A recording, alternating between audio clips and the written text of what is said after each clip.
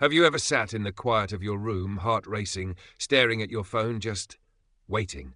Waiting for a message, a call, a sign, something, anything that tells you they still care. Maybe it's midnight. Maybe you've gone over the same memory 100 times. You ask yourself, should I message them again? Should I block them to get a reaction?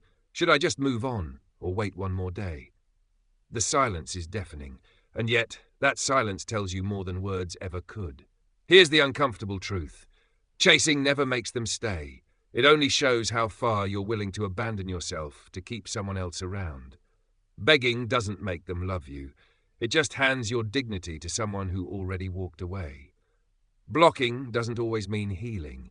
Sometimes it's just hiding from the truth you're not ready to face. But silence, intentional silence, can be transformative. Not the kind of silence rooted in pain or manipulation, but one that whispers, I choose peace over chaos. I choose clarity over confusion. I choose me. That's when everything begins to shift. Not just the way they see you, but the way you see yourself. Because when you stop running after someone who was never meant to stay, you stop bleeding where you were never being healed. You reclaim your energy, you reclaim your worth. And in this quiet reclamation, your power begins. In this video, I'm going to share with you 10 life-altering Stoic lessons that don't just sound wise but feel like medicine for the soul. They're here to guide you, to help you stop chasing, to help you start rising. So take a deep breath, lean in. Let's begin with lesson 1. 1. Accept reality, instead of fighting it. Life doesn't always go the way you envisioned. Maybe you imagined growing old with them. Maybe you thought that job would be forever. Maybe you trusted someone only to watch them turn into a stranger. And when it all crashes, your first instinct is to resist, to replay, to rewrite, to cling. But resistance is what fuels the pain. The more you say, this shouldn't have happened, the more you keep yourself chained to what already did. Stoicism teaches us one of the most liberating truths. You have power over your mind, not outside events. Marcus Aurelius, you cannot undo the breakup, you cannot reverse the betrayal, but you can choose how you respond to it. Acceptance doesn't mean you're okay with what happened. It means you're done suffering over what you cannot change. It's like carrying a backpack full of bricks, each one labeled regret, anger, confusion, what if. You've been hauling it around for so long, you forgot what lightness feels like. But the moment you stop, open the bag, and begin to let go, brick by brick, something magical happens. You feel free. Acceptance is dropping the load, not because it never mattered, but because your peace matters more now. It's the decision to say, this hurt me, but it will not ruin me. The sooner you accept what is, the sooner you can begin creating what will be. 2. Detachment is not coldness, it's mastery. Let's clear up a common misunderstanding. Detachment does not mean you don't feel. It means you no longer let feelings control you. You've been told that detachment is cold, that it's heartless, that if you stop reacting, you stop caring. That's wrong. Detachment isn't about becoming numb. It's about becoming centered. Seneca once said, we suffer more in imagination than in reality. When you're overly attached to someone, your joy becomes fragile. You wait for their message to feel worthy. You fear their silence like it's punishment. You analyze their every action until your mind becomes a battlefield. But what if you chose to step out of that war? Imagine a fast-moving river. Emotions rush by, love, anger, fear, hope. Most people throw themselves into the current and get swept away. But a Stoic stands on the riverbank. They watch, they feel, but they do not drown. That's detachment. It's knowing your heart can be open, but your peace doesn't depend on someone else's choices. You can still care. You can still love, but you no longer abandon yourself just to keep someone interested. You become steady, grounded, still. And in that stillness, people begin to notice something different about you, something magnetic. You are no longer ruled by longing. You have become your own source. That's power. 3. True strength is moving forward without looking back. Let's be honest, it's hard to move on. Not because you don't want to, but because part of you is still searching for closure that may never come. You think if you replay it enough, you'll make sense of the betrayal. You think if you understand their silence, it'll stop hurting. But the truth is, Clarity doesn't always come before healing, and you don't need their apology to start becoming whole again. Stoicism teaches that strength is not found in resistance, it's found in release. You don't have to pretend the past didn't matter, but you do have to stop letting it dictate your future. The past is a closed door. Every time you knock, hoping it'll open back up, you miss what's waiting on the other side of the hallway. When you stop obsessing over why they left, you begin discovering the version of you that was buried beneath the pain. The one who is wise, the one who is grounded, the one who no longer chases closure from people who ran from responsibility. Moving forward isn't forgetting. It's remembering who you were before the world told you you weren't enough. And when you stop looking back, that's when new paths appear. That's when peace returns. That's when strength becomes your default setting. Picking up where we left off, true strength isn't just in letting go. It's in moving forward, one step at a time, even when your heart still aches. Even when your hands are still trembling. Because real healing doesn't begin when they come back. It begins when you stop waiting for them to. 4. Rebuild your identity. Losing someone can feel like losing a part of yourself. And sometimes it goes deeper. It feels like you've lost yourself entirely. You wake up and the world seems emptier. You walk through your day like a shadow of who you used to be. You ask yourself questions you never had to before. Who am I now? Am I even whole without them? Was I ever? But pause for a moment. Be honest. Were you truly complete before they came into your life? Or were you leaning on them to fill the cracks you were too afraid to face? Seneca once advised, "Begin at once to live, and count each separate day as a separate life." That means right now, not next week, not when the pain fades. This very moment is your opportunity to rediscover your true self. Stop obsessing over their absence. Start turning your gaze inward toward the version of you that's been waiting to emerge. Try something new. Pick up an old dream. Read, paint, travel, learn, fail, try again. Every experience becomes a brushstroke on the canvas of your new identity. Imagine this, you're a sculptor and your life is a block of marble. When someone walks out of your life, they don't destroy your masterpiece. They simply chip away what isn't truly you, revealing, bit by bit, the form that was always inside. This is not just healing. This is transformation. And when you stop defining your worth based on who left you, you start becoming someone worth staying for, someone even you would fight to hold on to, because the most powerful revenge isn't found in words or retaliation. It's in becoming the version of yourself that doesn't need revenge at all. 5. Emotional control is the ultimate freedom. Here's a truth most people avoid. Every time you lash out in anger, every time you send that desperate text, every time you beg for answers, you're handing someone else the remote control to your emotions. You become reactive, unstable, easy to manipulate. But Stoicism flips the script. As Marcus Aurelius taught, you have power over your mind, not outside events. That means they can leave, they can go silent, they can move on, but they cannot take your peace unless you let them. What if, instead of reacting, you simply stopped? Not to punish them, not to play games, but as a quiet declaration, you no longer get to disturb the calm I've fought to build. Imagine this.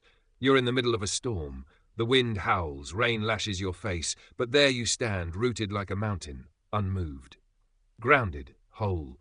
That's emotional mastery. It's not about suppressing how you feel. It's about disciplining your responses.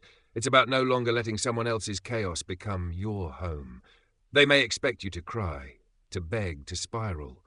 But when you meet their absence with self-respect and silence, you become unforgettable. 6. Let silence speak louder than words. Have you ever noticed that the most powerful messages are often the ones left unspoken? You can write essays trying to explain yourself. You can argue, plead, or try to make them understand. But sometimes the more you talk, the less they listen. That's where silence steps in. Silence unsettles. It makes people wonder. It echoes. It forces them to sit with what they've done without your voice softening the blow. Seneca said, "If a man does not know to what port he is steering, no wind is favourable." So if someone walks out of your life without clarity or respect, don't chase after them with explanations. Let them drift. If they reach out, respond. Not with desperation, but with calm. Because when you stop over-explaining your worth, they're forced to face it on their own. Picture a candle, shield it gently and it keeps burning. Blow on it too hard and it dies. Relationships are the same. Too much chasing suffocates what could have been, but quiet dignity, that stays with them long after you're gone. They may forget your words, but they will remember your silence. They'll remember how you walked away, gracefully, powerfully, without looking back. Sometimes the loudest thing you can say is to say nothing at all. 7. The best response is personal growth. Seneca believed that adversity is the ultimate test of character. And let's face it, heartbreak is adversity. It's the kind that strips you bare. It leaves you questioning everything, but it also reveals what's real inside you. Here's what most people do after a breakup. They focus on what was lost. They replay the past. They wait, hoping someone will return. But the strongest among us, they use that same energy to rise. Because every hour spent mourning someone who left is an hour that could be invested in building someone stronger, you. Every time you choose growth, you send a silent message. I no longer need you to become who I was meant to be. You hit the gym, you pick up new habits, you focus on your mind, your finances, your dreams. And here's the beautiful twist. The very people who left, one day they'll see the transformation. But by then, their presence won't even matter. Because by then you'll have become someone too focused on the future to be dragged back by the past. That, right there, is the highest form of self-respect. Picking up from where we left off, true self-respect is choosing to grow, not just to get over someone, but to become someone even better than before. Because when you stop allowing temporary heartbreaks to define you, you begin to build something permanent, unshakable inner strength. 8. Peace is found in acceptance, not resistance.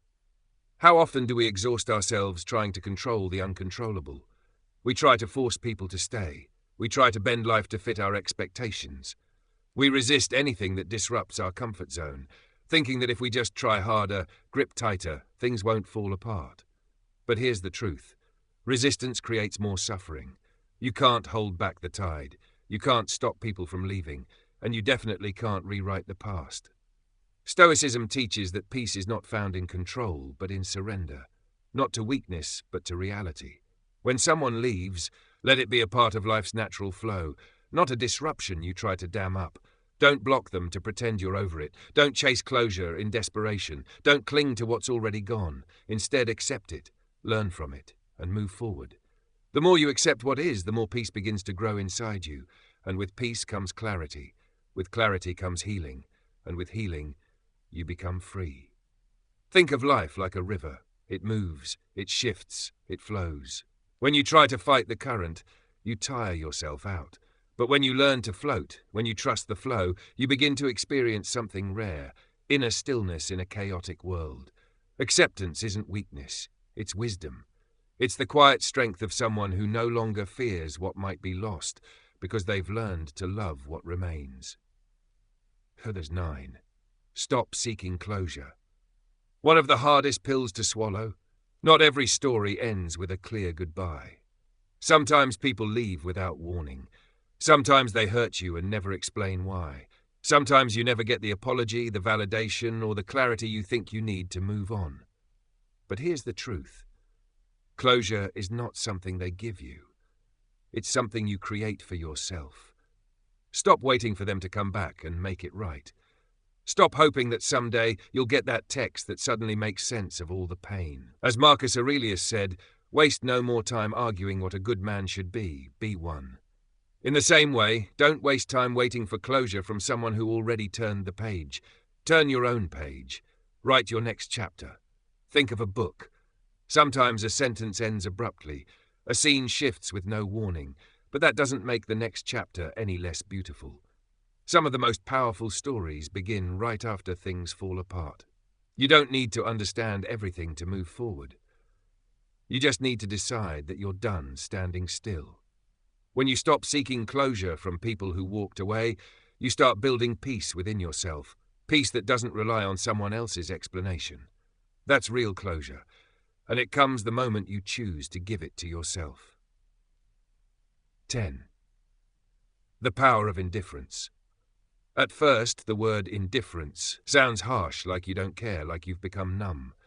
But in Stoic philosophy, indifference is not coldness, it's calm, it's freedom, it's self-possession. Seneca emphasized this. When life throws betrayal, rejection, or unexpected pain your way, your power lies not in how loud you react, but in how grounded you remain. Let's be clear, indifference doesn't mean apathy. It means choosing not to be ruled by someone else's actions.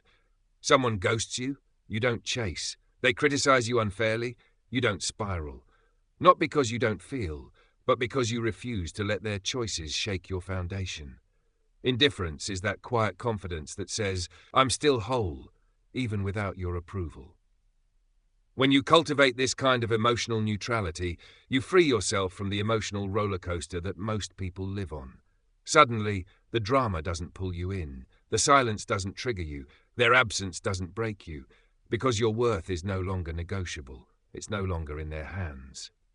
This shift in mindset allows you to protect your energy, avoid unnecessary emotional entanglements, and walk through life with grace.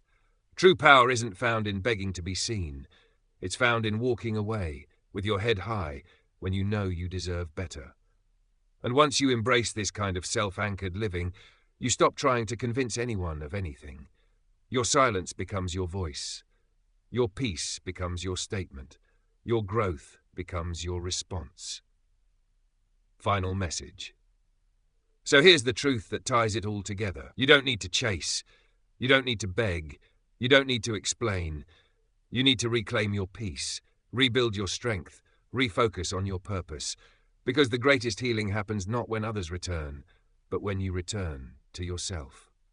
If this message spoke to something deep within you, don't forget to like the video, subscribe to the channel, and share it with someone who may need it today.